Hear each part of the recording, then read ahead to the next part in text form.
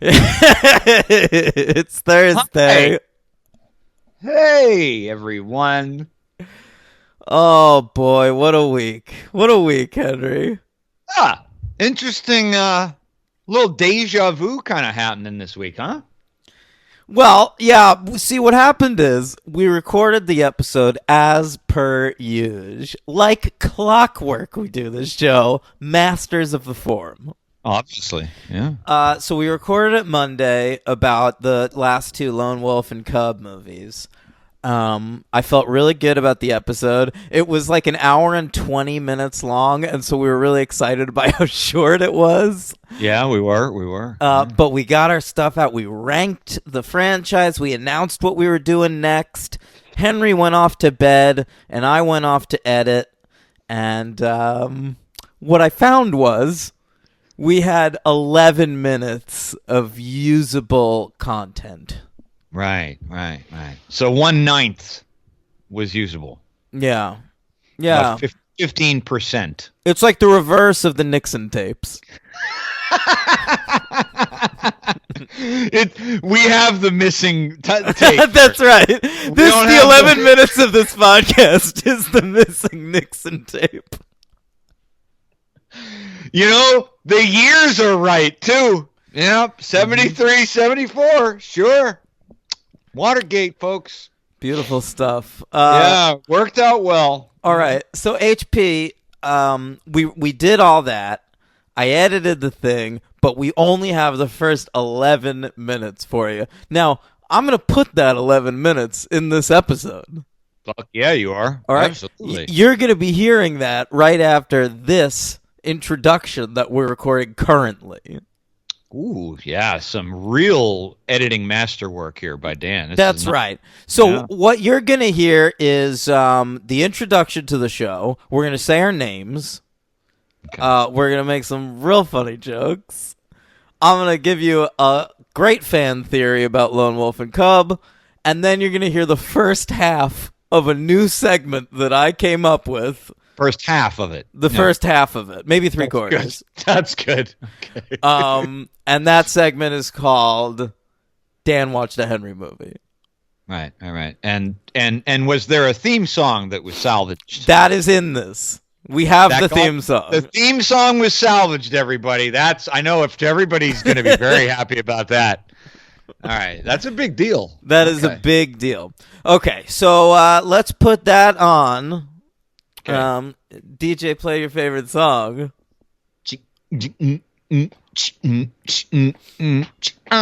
Music. Wait, wrong one. What was that? I think that was the Madonna song. Music is for the music people. Makes the people come together. Wait, let me track 3. Hold on.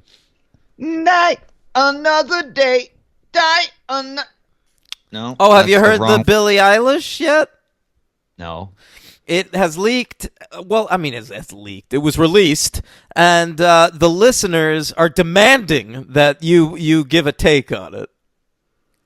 Ooh, I never listen to a Bond song until I see it in the movie theater. Okay.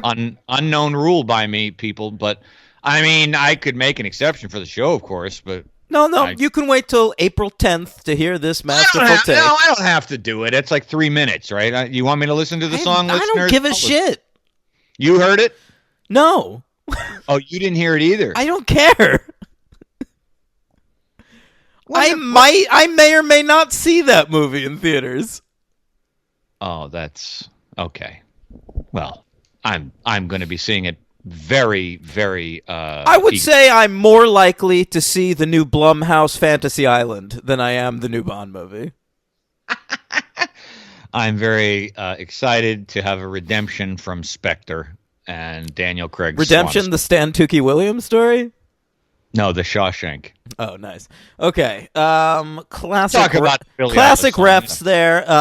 Let's ease in. And coming up next on the show, the first 11 minutes of Monday night's recording, gang. Franchise 193. Yes! And here he is, the D-Mun. Daniel Ehrenberg, or still the D-Pain, frankly. I'm still a little heartsick and had 2 teeth extracted this weekend. Oh, Yeah. ouch. That's right, Henry. 2 teeth were extracted. They prescribed me Vicodin, which I've been taking very carefully as I'm a sober person. And also, I'm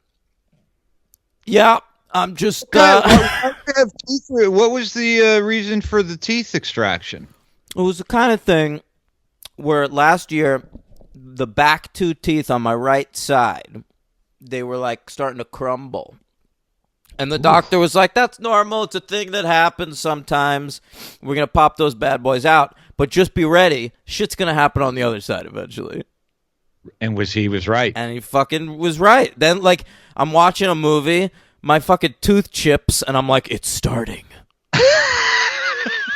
That's scary, man. Anything in like with your teeth and you feel that kind of shit, that's wow. Yeah. Wow. So that's what I got going on this week. My mouth hurts a little bit. It's not the best to talk, so I might rely on the H-bomb a little bit. That's and fine. that's why we have here on the podcast Henry Papali over there in New Jersey. That's right, everybody. 30 miles north of Atlantic City, the gambling capital of Atlantic City. I just watched Atlantic City, the movie. Burt Lancaster? Yeah, it's great. Wow, I never saw that. What's a better 1980. Atlantic City movie? Louis Malle's Atlantic City or I forgot who directed it, King of Marvin Gardens. I thought you were going to say Snake. Raffleson? Is it Bob Raffleson? Yes. Yeah. Yeah. I thought you were going to say Snake Eyes. Isn't that in Atlantic City? Is that Atlantic City or is it Vegas? Yeah. No, that's Oh, Atlantic you're City. right. It is Atlantic City. But it's not like an Atlantic City movie. These are like No. specifically Atlantic City movies. Right. You know, in fucking Atlantic City, the movie, they referenced Nucky Thompson. I got excited. I like clapped Wow. for a second because That's Boardwalk very Empire. Cool. That's very cool. On a related note, I went to the dentist last week for my annual checkup. All's good. No problems. Fuck you. Thank you. Yeah. I'm doing well in that. How department. is that possible? You fucking smoke like a chimney. No, I don't. I know, you vape like a chimney now. I haven't smoked in about 6 months, and I don't have I any don't count cavity. that. You smoke. Okay, sure. Because It's the same thing. well, one is smoke and yellows your teeth and causes tartar and plaque. I'm not sure. But which it's a is- 1-for-1 replacement. Yeah, but the effect on your teeth is a little bit Oh, different. God. All right. No, I'm not. Hey, I just have no cavities, and I'm doing well. So I thought everyone should know my teeth are doing well. So I would like to go by the name this week. If you're a D-Pain Demon, I suppose it's only fitting that this week I would be White Henry in heaven and Henry. You sure you want to go by White Henry? No, I want to take that back. White Henry in hell. White Henry in hell. Or White Heaven in Henry. I'm trying to use the... Oh, my God. You know what? It doesn't sound great either way. No, we're going to go with H. Papali over here. Great. Yeah, that'll do. A White Henry probably wouldn't go well. Unless I was like a boxer in like the 20s or something. Yeah, right. Or like, like Black Tom Cassidy, the Irish X-Men villain. You go 20 doors down to the pub there, and White Henry will see you. He'll give you a pint of whiskey, but tell him Ma sent you. I don't think you want to be staying in that cabin. There's rumors there's White Henry living in the underbrush below. He works in the lighthouse, but he's only seen twice a year. Whenever there's a gal storm, White Henry makes an appearance. Yeah. Well, we have ghosts and zombies this week, don't we? I love this franchise. Or do we? I don't really know what the fuck was happening, but we'll get into it. Henry, I have something to announce about the Lone Wolf and Cub franchise. Ooh. Yeah, and you also had a segment idea you wanted me to run by you. Oh, you want to start with that? Well, first of all, I I don't want to know thank what it is. I want to thank John Evan Bear for choosing this franchise. Holy shit, this is golden. Everybody should watch these movies. I want to show them to like my dad. Really? Yeah, I think he'd like them.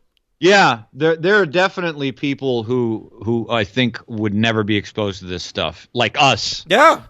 who should be. I wouldn't say perhaps all six, but then again, No, not all six, Henry. And which comes to my point. okay. This, like Star Trek, people say, is an even number franchise. Oh. The even numbered ones are the good ones. Oh. You're going to disagree with me because you love the third one so much. Yeah, but other than that, I don't know that I'm going to disagree with you. We'll see. We'll see. Wow. Okay. How about that? Okay, so, Interesting. Henry, let's do the new segment that I've come up with. Yeah, I don't know what this is, folks. I just know Dan wants to do a new segment, so here we go. All right. It's called Dan Watched a Henry Movie. Let's hear that theme song. Dan watched a Henry movie. It's not a movie that Dan would normally watch, but he's watching as part of his regular rewatching, and he determined Henry would love it. You've guessed the premise of the segment. Okay.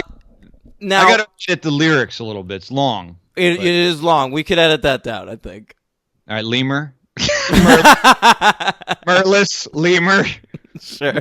Any of the Joshes? Bueller. I have to say, I haven't talked about this a lot on the show, but I have this project I'm doing where I have this long list. I've been working on it for years, and I will be working on it for more years. Where it's every movie I've only seen once, and I'm going through it and I'm rewatching them all, and I have a list of like classics that are mixed in that like I've never seen for whatever reason. You've talked about this. Okay. A little bit. Yeah, the listeners have been aware you're on a rewatch tour. So the order is determined by the length of the movie.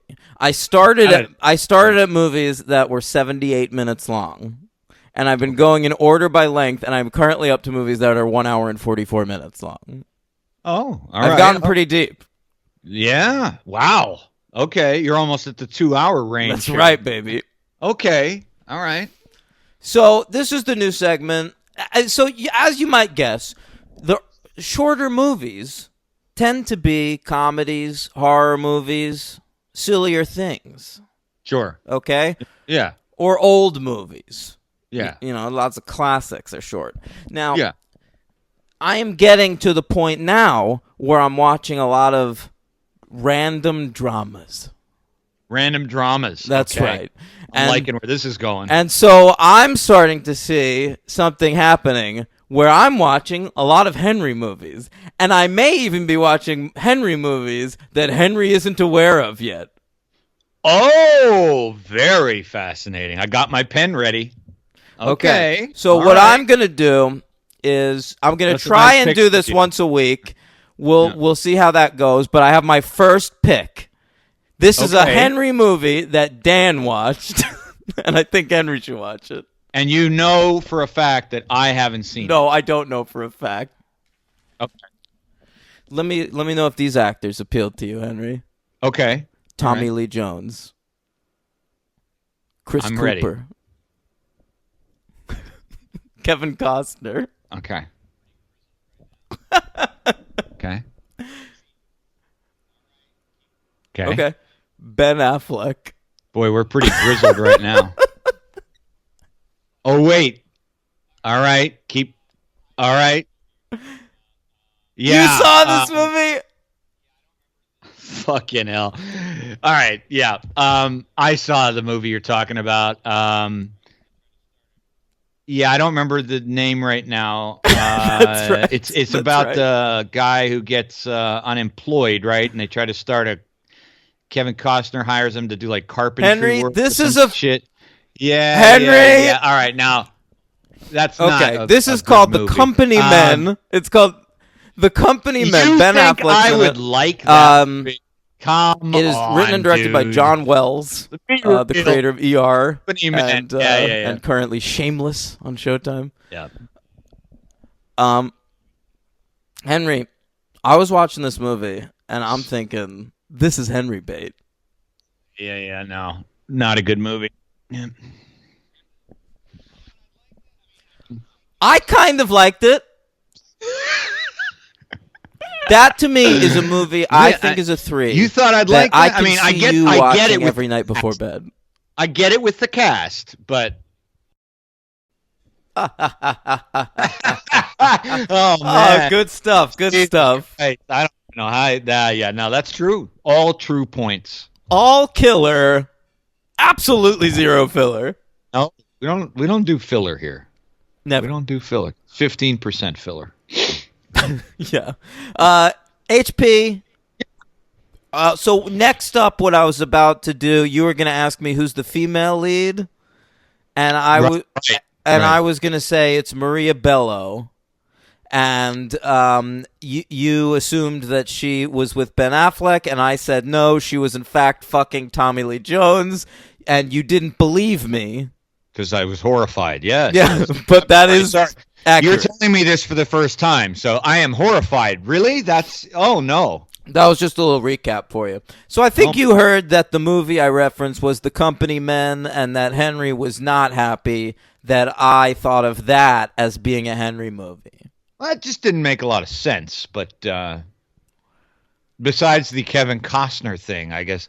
I still say rewatch that movie, you're going to give it at least a 4. It's a bit. It's like what confuses me is it's like a business movie, and you know that's not my thing. But I think what you'll appreciate about it is that they don't make them. Seen it. They don't make them like this anymore. I don't know. I think that's what you'll appreciate in 2020. Just the idea of like a really serious, like rich white panic movie. Like we're having hard times. Yeah, I don't know. I think they did that in Marriage Story, and I wasn't a fan of it then either. Marriage Story? Rich white panic movie? Yeah. You ever see Town and Country? No, that's Beatty. Yeah, right? Warren Beatty. Okay. Do you know anything about this movie? Wait, yeah. That's okay. Wait, that's based on a. Isn't that based on like a really best-selling pot boiler? I piece don't of shit believe book? so. I believe it's an original screenplay. Really? He's in it, and it was like the first movie he'd made in a long time. Since like Love Affair or something. Yeah, but he didn't direct it or No. anything. Right? He's just like fucking in it. Now, the female in it, God, I want to say Annette Bening, but no. it's not his wife. This will be fun. Town and Country. Town and Country quiz. Diane, the beautiful one. Lane. You're so close. Diane Keaton? Yeah. Okay, all right. Yeah, they were old flames. I remember that. Warren Beatty is married to Diane Keaton, and so he cheats on her with Natasha Kinski, and then he cheats on her again with Goldie Hawn, who's married to his best friend, Gary Shandling. And it's a big sex farce among the older set. But the most amazing thing about it, I was obsessed with this movie for years, Henry, back when I was reading the trades. Yeah. Okay, they started making it in 1998.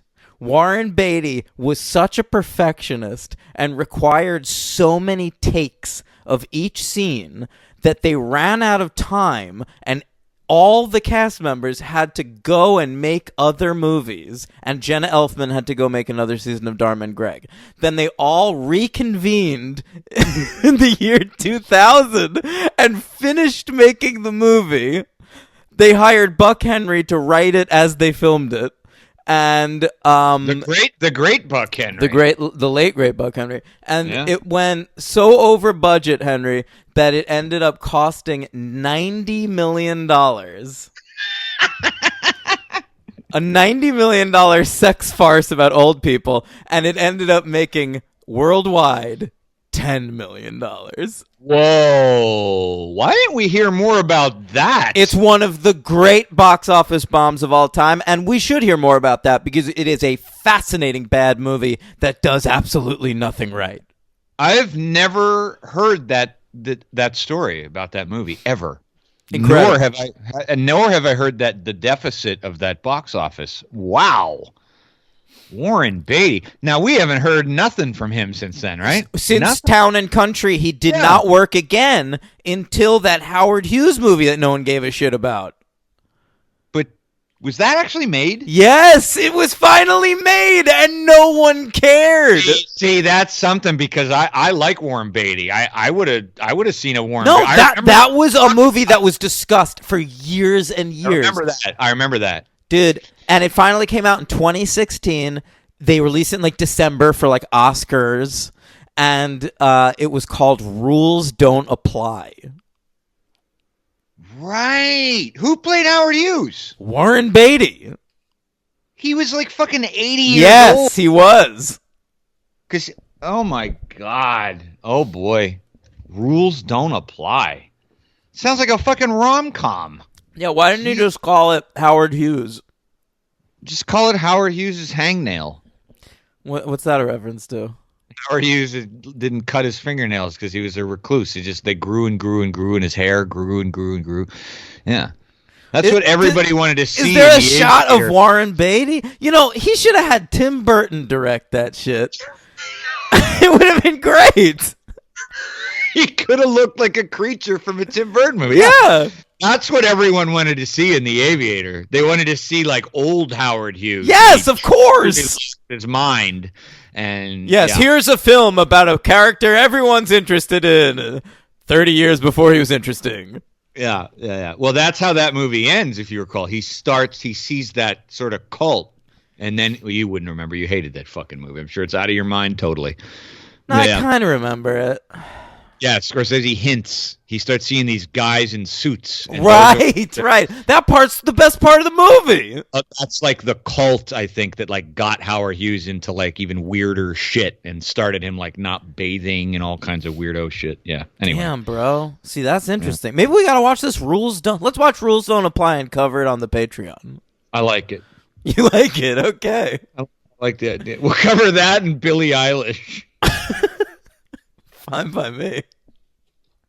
I mean, Billie Eilish has to fuck Warren Beatty at some point. It's a rite of passage in Hollywood. I would think so. Is that your impression of Billie Eilish? Yeah. That's how she sang at the Oscars. That's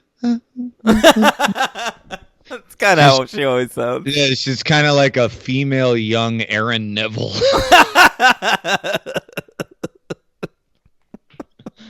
I like that joke. That's a good one, Henry. Thank you. Henry, right. we should always record on Thursdays. You're funniest. Because I'm exhausted, so I'm probably punchy. But Thursday, good day for Henry. Boy, I hope this is recording right now. Well, if it isn't, I'm going to fucking the ring you, walk through this computer and choke you to death. How's that sound? Yeah, not great. Okay. Should we cover the Lone Wolf and Cub movies? I mean, we did already, but we should say what we thought about them again. Let's do a recap, sure. Okay, so here's what's going on. I like the even-numbered movies. Henry kind of agrees with me, but he likes the third one. I think you guys heard that already. Okay. Okay. Well, I mean, we didn't do apparently our rankings were lost, so The rankings were definitely lost, yeah. yeah. So so what we did was we covered the 5th and 6th, the last two Lone Wolf and Cub films. Right. And we kind of gave a little bit of short shrift to the 5th one. We talked a lot about the 6th one. Because we both liked the 6th one a lot more. And we both were just way more interested in what it was doing. That's right. So the 5th one, though, is called Lone Wolf and Cub, Baby Cart in the Land of Demons. It was directed by Kenji Misumi, who's returning after taking a break in the 4th one. Right.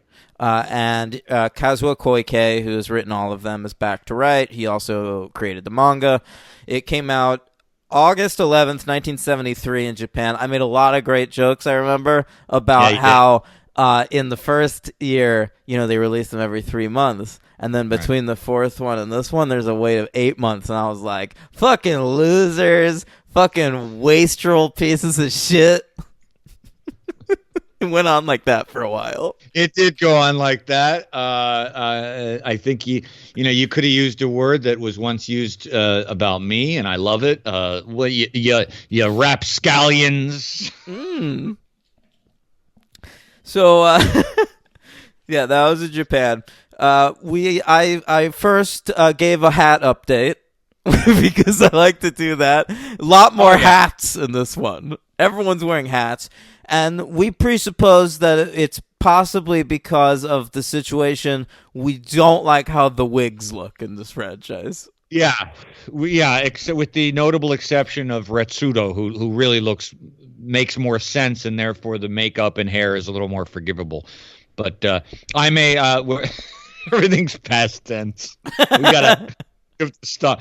All right. So yes, there are there's a whole 5 group of guys in the beginning who are like passing on messages, and Lone Wolf has to kill each of them, and before they die, they each give long soliloquies on to literally say, I will give you this clue, and after you kill me, you will take my knowledge to the next guy who will help you with the next clue to the assassination we want you to do. All 5 guys are wearing some of the best hats. I made a Five Guys Burgers and Fries jokes around this one. And I made a 500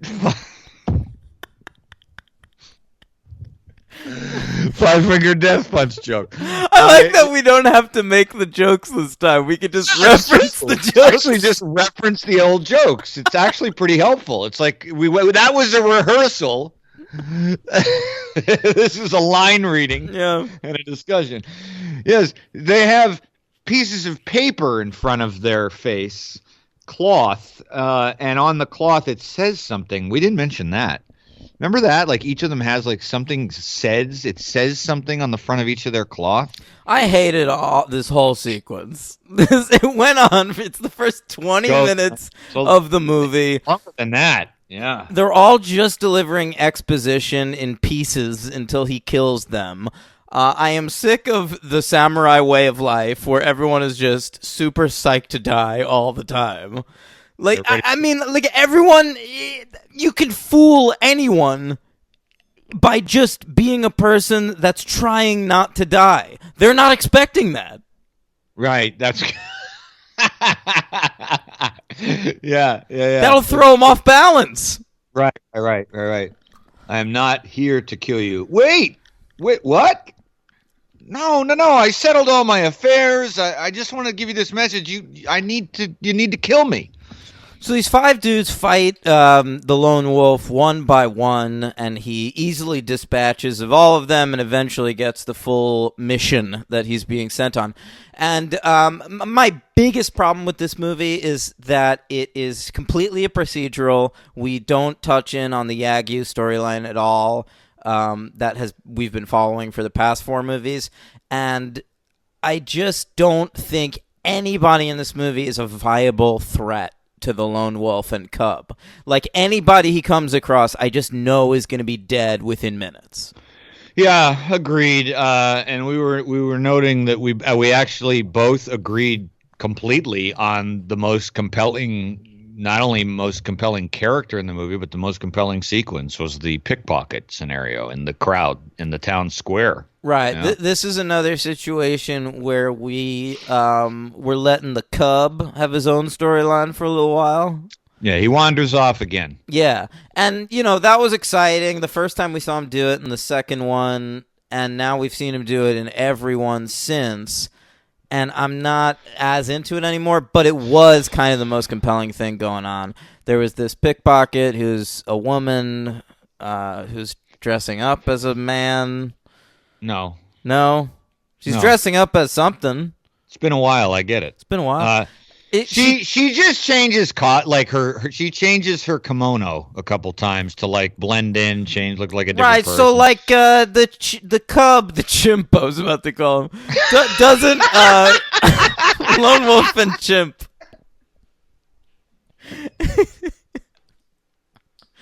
He doesn't turn her in, even though he knows that she's the pickpocket, and they accuse him.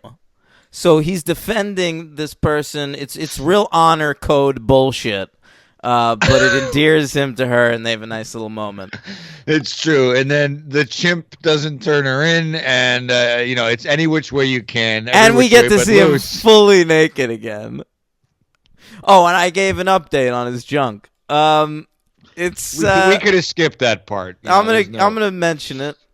Just that last time we saw his full-blown penis, it was a couple movies ago. I don't think it's grown, but I think he's grown into it. It looks less like it's like too big for his body. You know what I mean?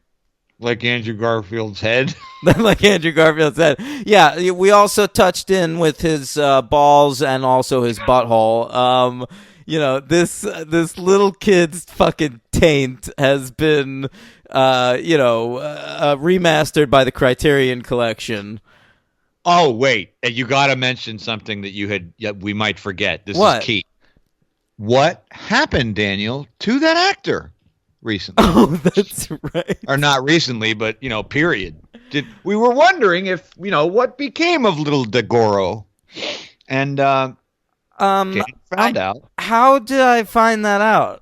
I don't know, but I remember what it is. You remember what it is? Okay, go ahead. So he was convicted and did some jail time for smuggling contraband, I believe, into Thailand. See, you don't remember. It was funny. Yeah. Well, it was smuggling. I remember it was smuggling. It wasn't, human trafficking. It was nothing, nothing unsavory, just smuggling weapons. Oh, nothing unsavory? No. I don't, it's typical criminal shit. Yeah. Old-timey criminal shit, Let me see, Henry. Here it is. Henry, in February of 2005, he was sentenced to 3 years in prison for gun smuggling. Gun smuggling. So he's been out of prison, presumably, for 12 years now. Mm-hmm. Come find us, Akihiro Tomikawa. I fucking dare you, bitch. I don't know if a gun smuggler would actually be a great guest. We can have him on at the same time as we have Tad Kilimanjaro from American Pie. He's also smuggling some guns. Henry liked that one. Oh, Lord have mercy. Oh, okay. So the big thing in this one is it's a crew that they're like gaslighting the members of their squadron. I'm using all the wrong terminology, but like the prince is like the main guy's daughter, and they're pretending that she's a dude, right? So that she'll lead the clan. Correct. Because like a girl can't lead the clan. But there's nothing like an episode where your hosts are just on top of shit. That's what makes the show special. We did this already. I know. I'm gonna post the raw shit on the Patreon if you guys want to like sift through it. Hey, sometimes you have to ask your listeners to lend a hand creatively. We do it with the superhero count. Dan does it with the Christmas goggles, which I wish you guys could see. We have an Instagram, don't we? Why don't you put those goggles on the Instagram? I try to make Henry laugh with these glasses every week. I like it. All right, what are we talking about? Lone Wolf and Chimp. Right, of course. So yeah, I mean that's the big procedural storyline. It didn't have a super strong villain. The next one has a fucking awesome villain.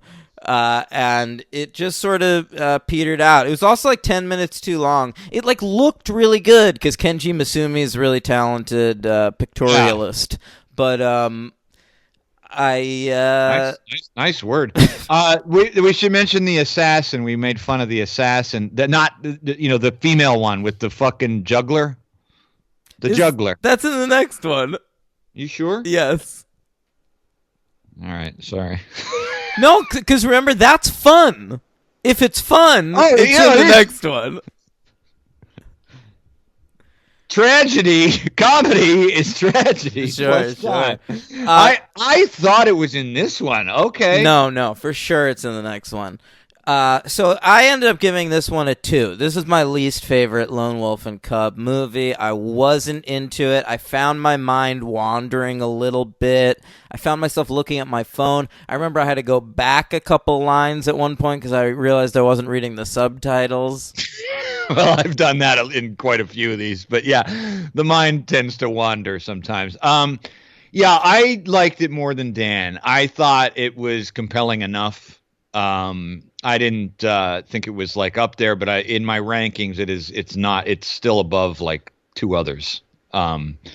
But yeah, it just I felt gave it samey to me. Like honestly, if you skip this one, if you go from 4 to 6, I don't really think you miss anything. Oh, you don't. You're right. You're absolutely right about that. I gave it 3 stars, and my MVP was the pickpocket. She's another really good female character who's in the previous movie Peril, we get the tattooed woman. Yeah, got it. And true. And I agreed with you on that MVP. And I also want to say, which I don't think I mentioned last time, I believe this is the Lone Wolf and Cub movie. I'm sorry to say I'm giving it the lowest grade. I think it's the one with the fewest rapes.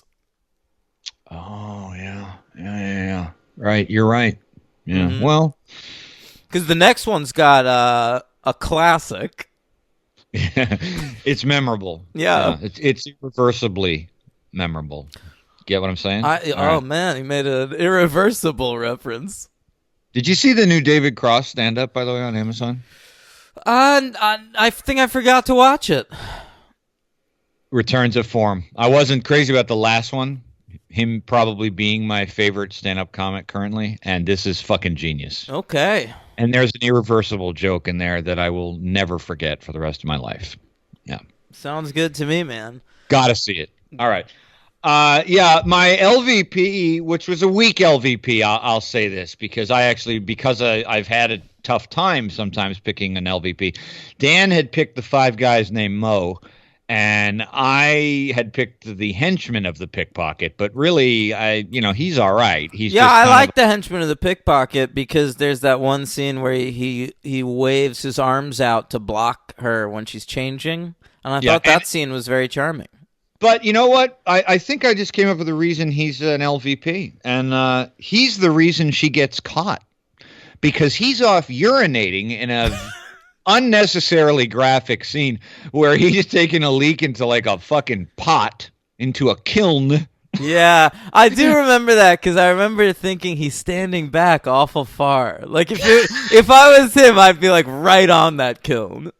He doesn't care. Yeah, I think he's drunk too. I think he keeps sipping sake. He's gotta be. The only time you like test how far you can go with your piss stream is when you're drunk.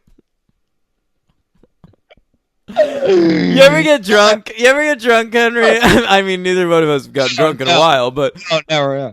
Do you ever get drunk and you like see if you can like go to the door of your bathroom, and you're gonna make it all the way to the toilet? I'm gonna go ahead and say, yeah, I've done that. Yeah, me too. Yeah. I thought you were gonna ask me like which street in New York I urinated on most. Oh my God. All of them. I don't know. Most, that's a great question. I have a specific memory of across from your favorite movie theater, the AMC Penn Station. 34th Street Penn. Yeah, there's a bar above that theater. Is it still there? The outdoorsy looking yuppie shit. Oh, yeah, that one sucks. It does. And I went there like in 2009. That's my memory there. Holding up, and I convinced 2 women that were with us, friends of ours, that they really had to go to the bathroom, and I said, just piss in the street, who cares, a parking lot right across the street, it's like 1 a.m. They're like, we can't do that. They did it, and I did it too. So 33rd Street, great place if you're listening. If you're I got a hand job in that parking lot once. That parking lot, you got that. And I just pissed. Yeah. That's great. Now, what was his name, the guy that did that for you? Great one, bro. Yeah, I know. I'm gay.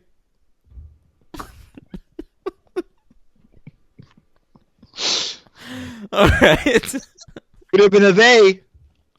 No, it wasn't. It was a lady. Lone Wolf and Cub, White Heaven in Hell. And you'll recall when we did this podcast the first time, I had very much difficulty saying this title. You did, but we do have you calling yourself White Henry. I have a recording of that. Good. That was key. That was a key part of the show. Yes. So Lone Wolf and Cub, White Heaven and Hell. New director Yoshiyuki Kuroda, who was like a younger dude at the time, taking over the franchise a year later for one last go. And we even have a new writer this time, Tsutomu Nakamura. We talked about how this actually was released as the finale to the Lone Wolf and Cub franchise before the end of the manga was released. Yes. Okay. Right. That's right. And the end of the manga comes out in 1976, in which Lone Wolf, I guess, has his like final showdown with Retsudo, but this comes out April 24th, 1974 in Japan. I likened it to the Game of Thrones TV show. Which had to, after I guess the 5th season or whatever of the show, had to like make shit up and come up with their own ending because that fat fuck won't ever finish writing that series. Speaking of urinating, I remember I took him to the bathroom once for an event. Was it a urination for sure? Ooh, that's a good question. Did so. That guy? Yeah, did that guy fit into a urinal? Between the piss shields? Let me think. the piss cube. Yeah. Henry, let me ask you a question. When he pulled his dick out, was he still wearing that stupid hat? Absolutely. Yeah, I took him to the. There was no way he was going to be able to make it without having a heart attack down to the basement bathroom. So, in the interest of cardiology, I think we took him down to that bathroom, like in the fucking kids department. I wouldn't walk that motherfucker through the kids department. Get out of here. Wasn't my decision. I showed him where it was. I do not believe I entered the restroom with him, but he was out pretty quickly. So for a big, huge, jolly old fat man, I think it was just a euro. A euro. I like that. Okay. Also, since we have a new director and a new writer, the tenured person on the crew here was the fellow who plays the lone wolf, Ito. What's that actor's name, Hank? Tomasaburo Wakayama. Right. So that dude apparently had a lot more creative say in this picture, and a lot of the somewhat crazier ideas originated with him. He liked that. He really. We were glad.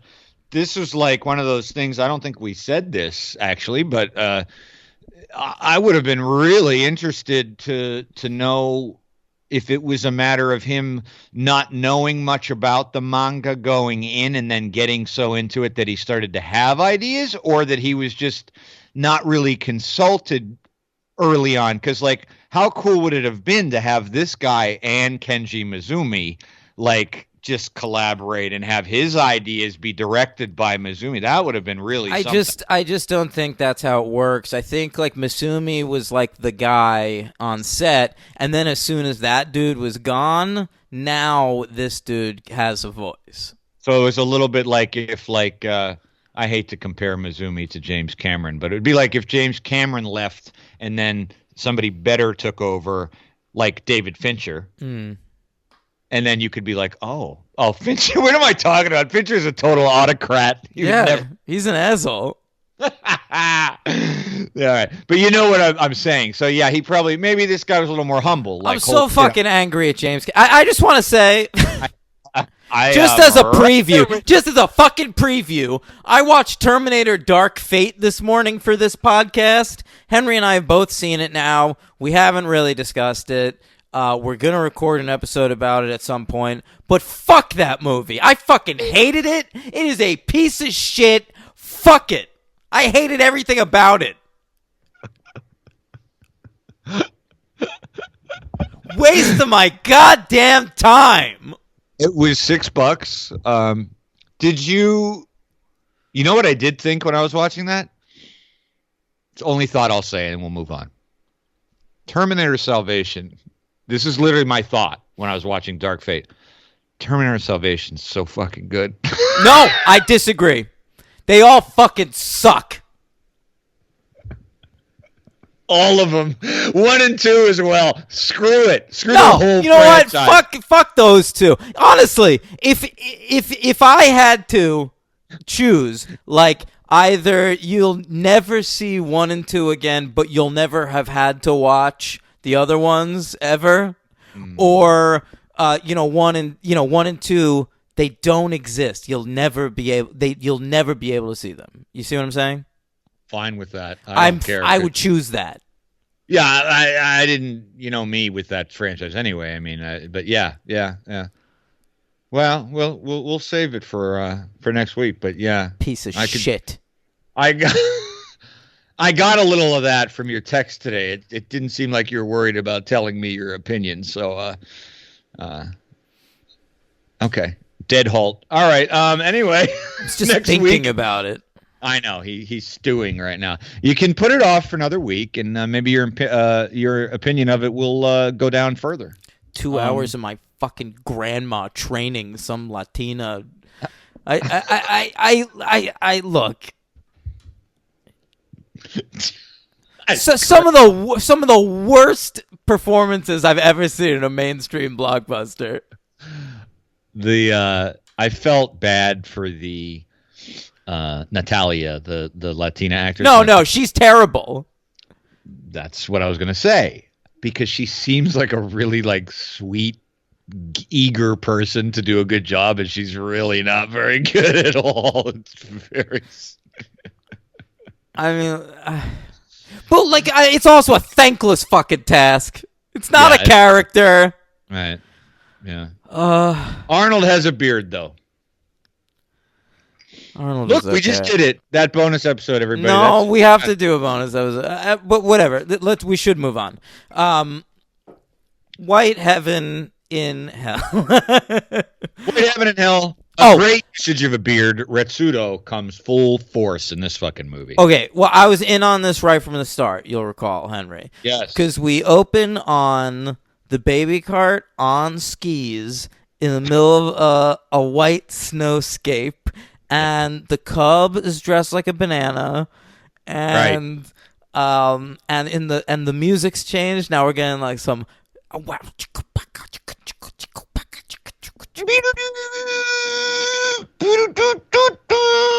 That's a trumpet. It sounds just like that.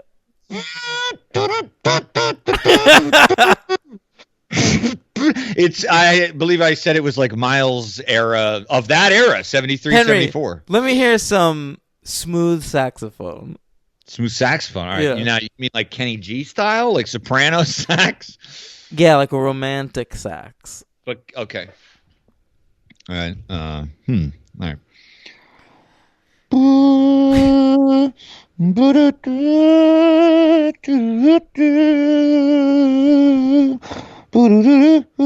His reed is breaking. His reed is not in place.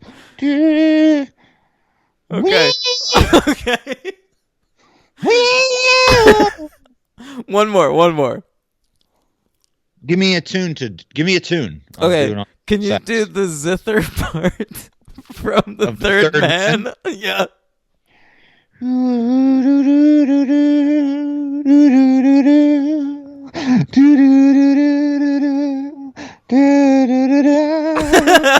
It's pretty good. Thank you very much.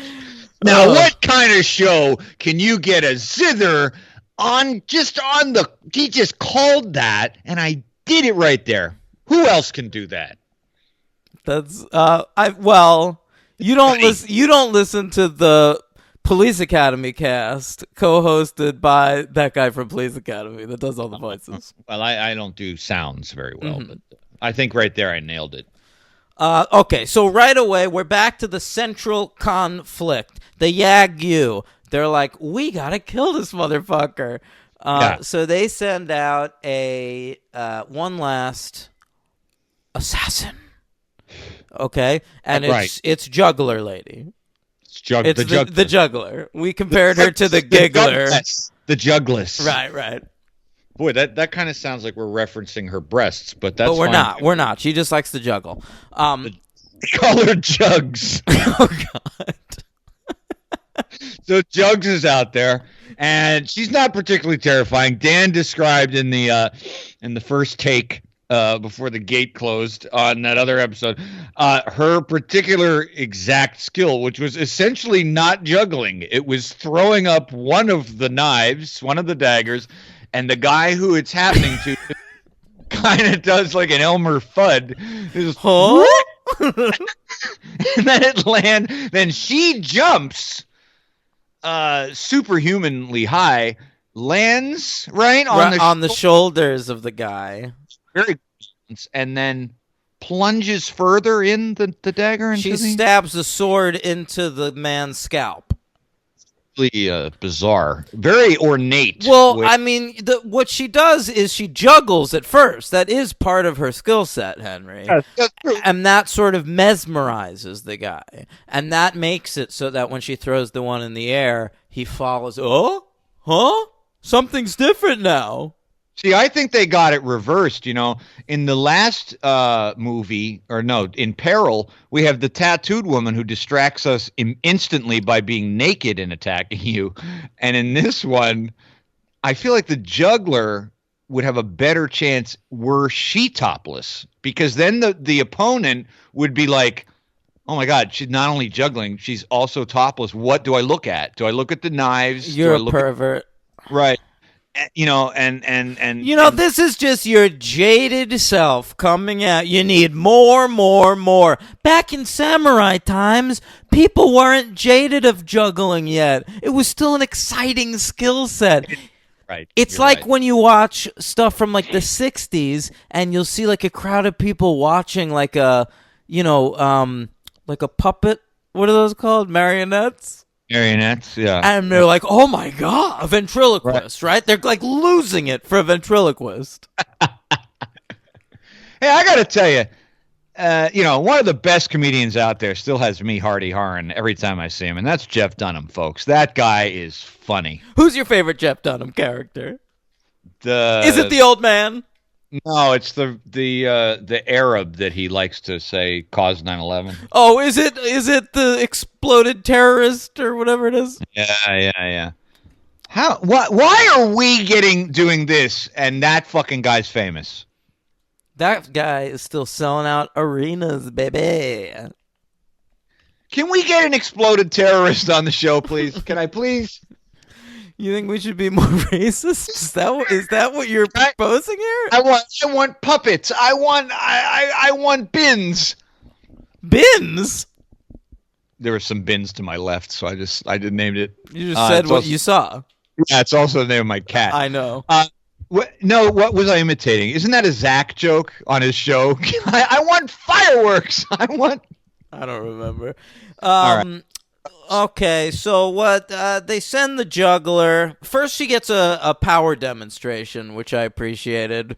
I talked a lot about this. Every time we get a new samurai with a new set of skills, we have to see them kill some randos, some totally innocent people. Yeah, before the plot even starts, for sure. And then they send her after our friend the lone wolf. And, he gets her. Instantly. Yeah, it's pretty quick. It's not even a fight. I mean, it was but I think, and we didn't really mention this, but I think one of the reasons he dispatches her so quickly is because we got bigger fish to fry in the ghostly netherworld. Right, of course. Well, no. That's because after he kills her, Retsudo gets the whole Yagyu clan together, and he's like, listen, this motherfucker, I mean, what are we going to do? I mean, he federalizes the National Guard, makes him a criminal for the whole country. Yeah, he declares martial law. Martial law. Much like Bruce Willis in The Siege. And yeah. And he and so he's like, all right, now we're not sending everyone after this motherfucker one by one. We're gathering everybody. And not only that, I'm going to gather some motherfuckers you didn't even know existed. I've got a bastard son. He lives in a mountain. And I'm going to go find him. I got a bastard son, and he lives in the hills, and the hills have eyes, and the name is Samurais. Ooh, pretty good. Thursday, everybody. It's a good night for me. Thursday's strong for Henry. Not so strong for me. I'm pretty tired. Yeah. So they're about to meet a dark fate. Ooh. Don't bring up that piece of shit. Yep. No, so he Retsudo goes to his son. His son's like, fuck you. You left me in the hills when I was a kid. How about you go fuck yourself, and I will conjure up 3 demons. I'll take care of this piece of shit myself. Yeah, so he sends like demon zombies after Lone Wolf, and he kills those motherfuckers pretty quick too. Yeah, they have the power. Their main power is being able to disappear into sand and then reemerge very slowly. It's pretty good though. No, it's very well done. It looks cool. It looks cool. It's just a weird, like, that's kind of it. They can't really do much else. They don't even like shoot lightning or anything. I don't know. They're just, yeah. But this bastard son, he's also got some disciples and shit. So he like gathers up his whole like black magic crew. They're sort of wearing like clan robes, but they're black, not white. Right. They're like the druids in Rise of Skywalker. I forgot about the druids. Best scene in the movie. Yeah.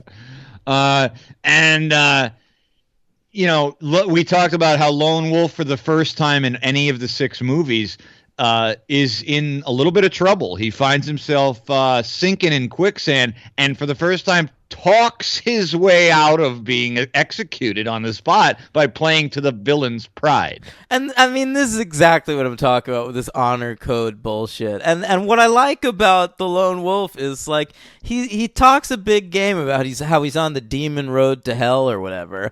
But if he really was like some kind of like wannabe suicide case, like he would just let someone stab him, and he's in quicksand. Like, it's the end of the line, bro.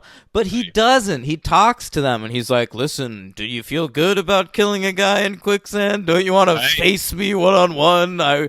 I was the man. I'm like one of the best swordsmen out there. That's right. Yeah. And they're like, yeah, I guess that does sound like great. And so they get him out of the quicksand. He fucking kills them all. Yes. Yeah, I mean, Lone Wolf is the kind of guy, he shot a guy in Reno just to watch him die. Am I right? And so he shot a man in Edo. Oh, right. He's got no mercy. Oh, all it's right. a WWE reference, I just realized. Sometimes I'll make a wrestling reference on the show, and then after making it, realize Henry's not going to get that. I just think you're doing my favorite rock voice. That's what I. Sure. I think you're doing the Bob Seger Ford commercial. So while this is going on, the bastard son is he says he's going into battle. He feels he's gonna die. Oh, he's injured at this point, right? Yeah. Who's injured? The bastard son? Yeah. What did you do to him? He's injure gonna. him? I don't remember, but. He thinks he's gonna die, and so he jumps onto his sister, and right, yeah. And he rapes her because we needed one last rape in the franchise, and because he wants to impregnate her, like because he feels he's gonna die, he wants to pass along his bastard bloodline. Absolutely. Retsudo intervenes a little late and decides. I don't think either of my children should live, and the daughter acquiesces, rather even begs, yeah, you should kill me. So Retsudo's like, you know what, you guys are both tainted, and I know. I didn't like that. He stabs them through, like one stab through both of them, like skewers them, which is pretty cool. But it's fucked up that he killed her. Like oh, gross. You're used up now. Yeah, I mean, all she was doing was taking a bath, in a salt spring, and then all of a sudden she gets. And then he turned into a salt spring. Oh, nice. That's right. He did. He sprung an assault in a spring. Nice. So she's all raped up, and the dad can't abide that, so he kills them both. But then he sends everybody into battle. There's a huge battle scene last 20 minutes of this movie. It's a ski battle scene, a real snowscape. I compared it to the one in On Her Majesty's Secret Service a little bit. Yeah. But it's very Bond. Yeah. Yeah, the samurais are on skis, the fucking baby cart's on skis. At times, the lone wolf is just like letting himself fall down this hill and like flip around and shit. It's pretty baller. And you liked all the diving that was happening. I loved all of that. And I asked you, and you had said, I had asked you whether, we talked about the technical achievements of if that was actually done outside, and you confirmed that indeed it was, and that makes the sequence even more astonishing. That's right. It was filmed outside. They weren't able to do a lot of it with the cub because he was he was freezing. They worried about his health. Yeah, they put a banana on him and thought that would be. They were like, keep warm, chimp, and chimp ate the banana and then was freezing. And so, do you think these memories led him to smuggle guns later in life? I think there was probably some traumatizing shit in here. I mean, if we are to believe that they just took those POV shots of his eyes, like glaring at all the activity, but he didn't get to see the actual special effects of the bodies being split in half for like 8 hours of his life, I would say that he's probably damaged. Yeah. Plus, like just like every inch of his ass is in like beautiful HD. Well, it depends on his agent. If he's getting a royalty check from Criterion to smuggle guns, then he's probably okay. You think that gave him his head start? I think it did. It obviously put some yen in his account. Yeah. Ooh, okay. So we loved the movie. I really loved the movie. This is my favorite Lone Wolf and Cub movie. I gave it a 5. I gave it a 4. It's up there in my rankings. My MVP, I believe, is the same as Dan's, which is Retsudo. We finally lent. I mean, this is a dude who's been slinking around the series for a while now, but this is the first movie where he really took center stage and became the villain that we need. And and he fucking rules. He's great. He is great. And he reminded me of Wesker from Resident Evil. Sure. Right. That's good. Kind of there, and then you think he's gone, and he's in the back. He's in the He's like the all. And what's sneaky about it is also that he is slinking around in the background of all these movies to the point where, really, until the 5th or 6th movie, I didn't even really realize that he really is the main head honcho. Blofeld of this organization. He is. He's the Blofeld. He's the kingpin. Yeah, and you're not really led to believe that at first. At least I wasn't. And we loved that dude. He's the MVP. And we agreed that the LVP should have been a cooler actor. The LVP is Hyo, the bastard son. That's right. Yeah, we weren't that into that dude. It's a good role, but it's. Come on. Bastard son living in a mountain who's leading a black magic crew? Come on. Chew up some goddamn scenery, yo. That's a great point. I don't think we say that ever on this show, but this actor really needed to ham it up. And he's kind of just, he's all right, but... you need Crispin Glover in this role or something. The Japanese Crispin Glover. Yeah, find me the Japanese Crispin Glover. Yeah, that's my new reality show, The Search for the Japanese Crispin Glover. Yeah. Yeah. Okay, so that's the LVP. We have rankings. Oh, and Henry was very excited. No superhero count for any of these movies. I still think there's gotta be one that he's being lazy on. Yeah. I'm not gonna say that there isn't, because I'm sure one of our diligent listeners could probably go on IMDb and find somebody who is in some sort of DC or Marvel or Dark Horse or whatever. But I sure couldn't. So anyway, on to the ranks. Oh, I also one last thing about that last movie. I talked about how I feel like some people watching this franchise, I feel like will be disappointed by this being the last movie, because it doesn't really wrap everything up. He doesn't kill Retsudo. Retsudo gets away, even though like the entire Yagyu clan is killed. Remember, I loved that shot of him like standing amongst like the hundreds of like fallen Yagyu. Shot. Yeah, we kind of disagreed a little bit on the ending, but Dan kind of did convince me that it wasn't so bad. I felt like it was a little bit too much of a cliffhanger, leading me to believe that they weren't quite sure at the time this was going to be a finale. And we never really did actually find out. We don't know whether this was the intended finale. Right. But as a finale, Dan convinced me that it does kind of work, because, and also I thought about, there's a moment where Lone Wolf holds up Cub and kind of, it's like a only moment. Circle of life. Very much. Dark Fate's better than Elton John. And no, it's not. The movie is better than the person and his music. Ooh, that's a great question, Henry. What's better, Dark Fate or that Lion King remake? Dark Fate. They're both so bad. Dark Fate is better than a lot of movies. I don't know. Justice League? It's better than Justice League. Ooh. Oh, did you read that Ben Affleck reveal about the Batman? What? About why he says that he didn't do the Batman? Why? Because he wrote, remember he wrote the script? Yeah. He said in an interview recently, Ben did, that he showed it to a friend of his, and his friend said, this script is great, but if you do this movie, you're going to drink yourself to death.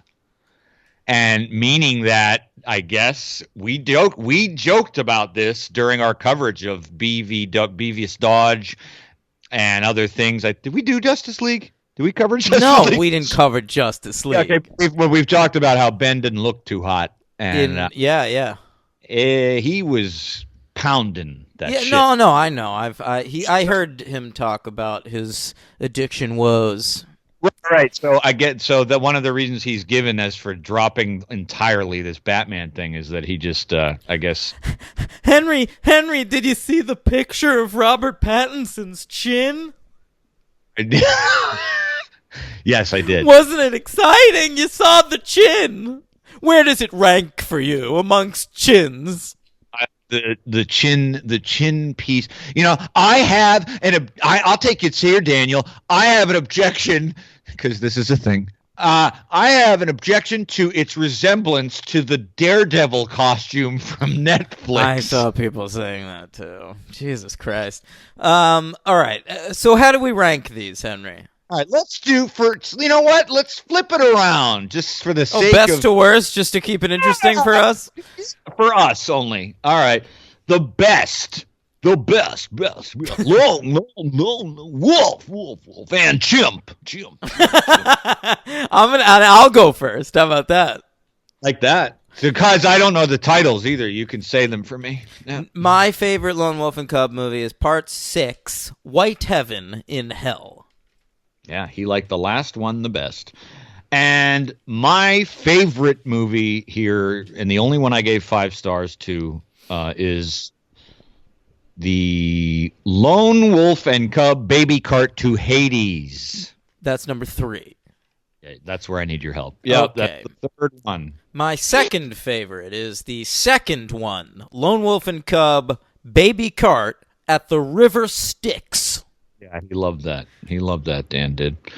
My second favorite one is the last one. I'm gonna say it right. I promise. Baby. God. He fucked it up. Lone Wolf and Cub, White Heaven in Hell. Great. My third favorite is Part 4, Baby Cart in Peril, a.k.a. Nipple Tat. And that was our only actual agreement. That's my third favorite movie. Okay. It's Peril. Yes. Okay, my fourth favorite is your favorite, Baby Cart to Hades. Okay. My fourth favorite is Baby Cart in the Land of Demons. That's the fifth one. Okay. Yeah. Okay, my fifth favorite is the first one, Sword of Vengeance. All right. My fifth favorite, second worst, but it's a good one. So let's say fifth favorite is Baby Cart in the River Styx. Great. Wow, that is so stupid. That one's awesome. Yes, you said that on the first take. That's the one with the sand and the throat monologue. I know, but it has a great water sequence in that little fountain. Yeah. Give it 3 stars. Dumb shit. Hey, ranked Hades way too low, so fuck you. All right, and my least favorite was Baby Cart in the Land of Demons. Yeah, that's wrong because the worst one is the first one. You know that the first one's the worst. No, the bit in the town with the prostitute's good. It is good. Every movie in the series has good stuff. I think you could skip the fifth one. Well, for the record, neither of us gave any 6 of these movies a 1 star. No. Correct?